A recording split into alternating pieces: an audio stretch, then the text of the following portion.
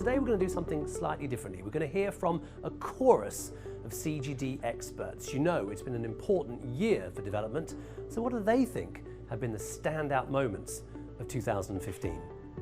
The big issue this year on the development agenda has been the climate problem. The way we've brought development finance world and forest world together on this agenda, this REDD+ pay for performance agenda, I'm hoping it is realized in the next several years. For me, 2015 was the year in which policymakers realized that development matters for them, not just as a moral issue or an issue of charity, but because what happens in the rest of the world affects us. One of the biggest developments this year had to do with what we'll call the data revolution.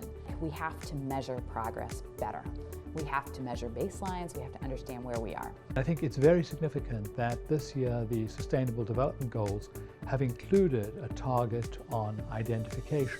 Banks in rich countries are worried about fines and mixed signals from regulators and are not doing business with poor people and with businesses in developing countries. Policymakers, including the US Treasury, are taking this problem seriously. The big thing in trade this year was definitely the conclusion of the Trans-Pacific Partnership.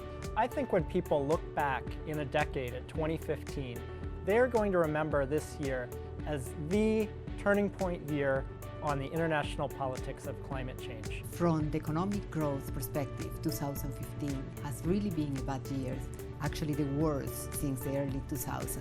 For me, the standout moment of 2015 was China's launch of the Asian Infrastructure Investment Bank. The most exciting moment for me this year in development was a global recognition that the conversation has moved from official development assistance to domestic resource mobilization. 2015 has been the year that hundreds of thousands of people started suddenly arriving in Europe from many poor and unstable countries. This very difficult set of events has started some important policy conversations. The biggest event of 2015 started in 2014, which was the outbreak of the Ebola crisis in West Africa. Most of those countries are getting back to normal. We're starting to see economic activity revive again. In 10 years' time, when we look back, we may say that it was a gradual process, but 2015 was really the year that the international community turned the corner from just worrying about getting kids in school to worrying about learning outcomes.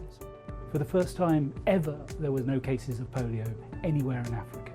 We're seeing immense progress against child mortality, fewer kids dying. 2015 was the best year to be alive for humanity as a whole, and I think 2016 is going to be even better.